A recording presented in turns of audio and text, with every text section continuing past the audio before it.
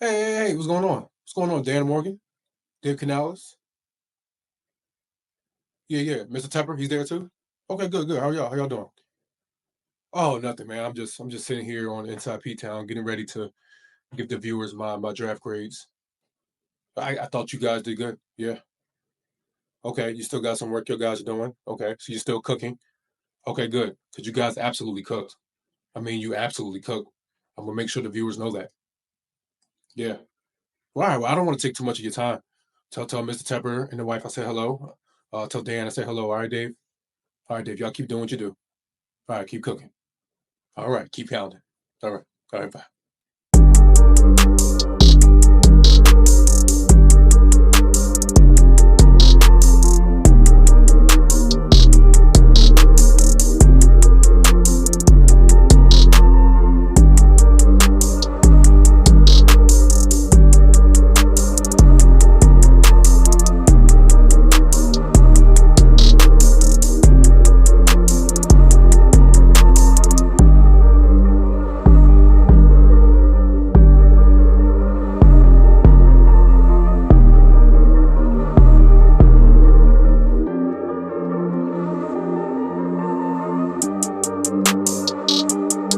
What's going on, YouTube world? It is your boy P Way here, back with another episode of Inside P Town, your one-stop shop for everything Carolina Panthers, presented by Proving Grounds. Carolina Panthers, Panther Nation, we have to be feeling good. Y'all guys have to be feeling just absolutely pleased with what we've done. I think potentially this is probably the best draft that we've seen out of this organization from top to bottom. I'm not going to say we knocked it out the park. There were some little bumps in the middle and at the end that I will speak on that I thought we could have done differently, but this was a good draft, to say the least. I definitely walked away and said, okay, I am pleased with this. I like what we did. I definitely have that type of sentiment towards this draft. So I'm going to go ahead and give my overall grades for each player and my overall grades for the Panthers collectively as a whole. How well did we do in this draft? I'm going to be very quick talking about each player. I'm not going to go too in depth because I know what you guys want. I know you want some film. I know you want some breakdowns for each player, and I'll definitely get to that at a later date. But for now, let's just go over my specific grades on how I graded each pick and collectively how I graded the Panthers draft overall. Let's go. All right, so let's go into this presentation here.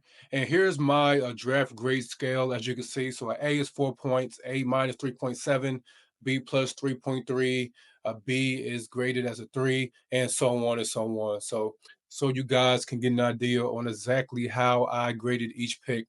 Now, with each pick, I looked at the talent overall, number one. Exactly the talent overall, what they can do on the field, but also positional needs. I put that into play, exactly how I think they'll be used in our scheme. I put that all into play here, and this them as a person, them as a player, and what they can contribute. So I put all those factors into play when I came up with my grades. All right. So let's go ahead with the first pick in round one. Pick number 8 was T Mac Teteroy McMillan, the receiver out of Arizona. I gave this pick an absolute A. We obviously we had some opinions on, are we going with Jalen Walker? Is Mason Graham going to fall to us? I think those were possibilities, but we learned that this was the guy. This is what the guy that our team wanted, and we got him. And this gives us that true X and someone that continued to grow and establish that relationship with a top quarterback who should be having his best year this next year and going into his prime. So when you have two talents that can grow together and get that rapport, two top tier talents, such as T Mac and Bryce Young, who continue to grow together. He's a great red zone target. Has all the range in the world. Great hands. This was a great pick to go ahead and solidify our offensive future for our team. So I gave this definitely an A. In round two, pick 51, we picked up Nick Scorton, the edge out of Texas A&M, and I gave this a B plus. And this has potential to be an A, but for right now, I give it a B plus. He's had a lot of production at the collegiate level. He did very well when he was at Purdue. I believe one season he had at least 10 sacks in that season. When he went to Texas A&M, he didn't have the sack production, but we know that is catered to Texas A&M system. It kind of derailed them from doing a lot. And one of the things that was concerning was his weight. He was at 285 pounds while he was playing at Texas A&M, but this is something that is already reported. He's already lost about 25 pounds. So this shows that he's a person who is understand what he has to do to be explosive at the next level. And it's not like the college production wasn't there. Has great strength, great use of hands. His pass rushing is very decent. I don't think it's as good as our next pick, but he's also good at supporting the run. And when we're looking at Jadeveon Clowney and DJ Wanham are both in the last years of their contract, it's good that we already got some young talent at edge. And now with our round three, pick number 77, we picked up Princely Oman Milan, the edge out of Ole Miss. And I gave this an A minus. Man, the fact that he fell to us, I was really happy that the draft seemed to be going offensive line and tight end heavy, and this allowed some of those edge prospects to kind of drop, and he just fell right into our lap. So I was good. We got somebody of his caliber. Great production. Had over 10 sacks last year at Ole Miss. Has a decent, very very good pass rushing bag, and he also supports the run. And to double dip and get Scorton and then Princely, get two young edges, especially for the future, like I mentioned with the last years of contract for both Clowney and Wanham. This is just tremendous work by the staff to double dip and get this talent.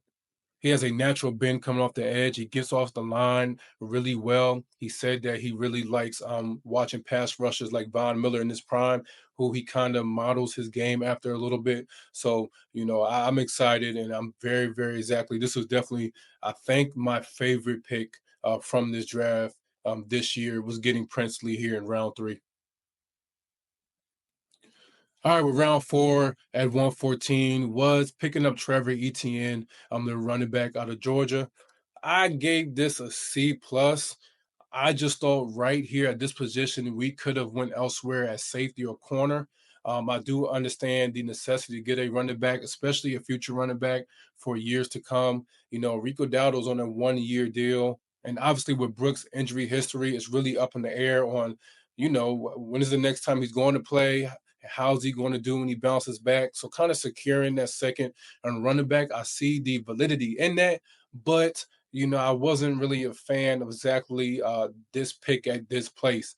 But nevertheless, he does have that raw talent. Ran a 4.4 at the combine, has decent speed, and has that natural ability that we've seen out of the NTNs, both brothers. He has great balance, has that cutting ability and can get north and south pretty quick. So I am definitely, I'm not too upset with the pick. It's still a good pick, but I would have liked us to go elsewhere. And this is what I was referring to where it got a little shaky. I would have liked us to go corner, especially that nickel corner position.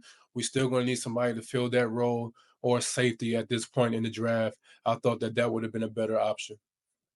But to the Panthers' credit, 8 picks later, I think that's why they went ahead and grabbed that running back and Trevor Etienne. Obviously, they really wanted him, and then they were able to go and get the safety, get some safety help, and Latham Ransom, the safety out of Ohio State. And I gave this a B. I really, really like what he does, especially for our run defense. And as a tackler, he's a safety who likes to play up in the box. He's going to bring some instant toughness to that secondary. It's not going to be the same as we saw last year with Nick Scott and stuff like that. It's going to be completely different with Morig now and Ransom back there because Ransom likes to play in the box. He's a very, very physical tackler. I think there are some things he can improve on as far as his coverage, but nevertheless, this is a good pickup. I think he definitely helps us in the areas that we need it most as far as tackling. And I'm interested to see just how we're going to scheme with this now because I thought Morik also plays well in the box as well and playing up. But I think I would have, if I had to choose one, I would move Ransom up and have Maury play more of that free safety role, just because Maury's better at seeing the whole field and communication, and I think that that would be the change that I would see, being that we picked up Lathan Ransom with this pick. Next, at round 5, pick 140, big Cam Jackson, the D tackle out of Florida. I will grade him with a B plus. I will give him a B plus. He's going to come in and all those short distance runs. That's the time you'll see him in there, get goal line work. At specifically doing that, I think he's a great pickup. You're going to see him mix with Bobby Brown, himself, and probably Derek Brown on those short distance situations when we really need to push that offensive line back and stop them from gaining those 1 to 2 yard runs on those key third and shorts and goal line situations. So and him doing that is what he does. He as you see, look at him. You look at this image of him. He's a big guy and he's going to push that power back. And as far as that, I love this pick. I agreed with us picking at least one D tackle in this draft. I really wanted Ty Robinson, but I think before this the Eagles went in and they swooped him up. But I was glad that we got Cam Jackson out of Florida. Next at round 5, pick 163, we picked up Mitchell Evans, the tight end out of Notre Dame. And I gave this C plus. I think in this draft overall, teams were kind of overvaluing the tight end position. They were going early, man. I mean, they were going early and fast, and I thought they kind of overvalued that position a little bit. Obviously, everyone's looking for a tight end now with these new offenses and the matchups that you can create with a good tight end, and wanting to now run the ball again. That's now in favor of NFL offenses. So that's why they're such highly valued. But I wasn't too high on us getting a tight end in the draft. I think that we should have just invited someone to camp after and used our pick elsewhere.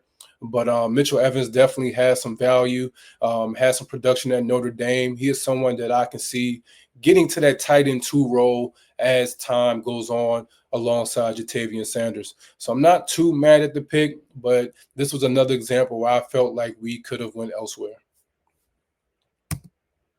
And our last pick of the draft is in round 6, pick 208, Jimmy Horn Jr., the receiver out of Colorado.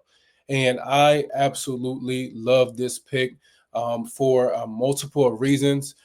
This is a guy that I covered here on this channel who I spoke, and especially because of the new kickoff rules, I knew if we can get him, he's going to instantly add value to our special teams. He is going to be a good, very good and dynamic returner for us. And I think he's going to compete and actually take that job from Blackshear. He has an acceleration that is absolutely crazy. And especially this year with the new kickoff rules, where a touchback is now rewards the offense to start at the 35-yard line.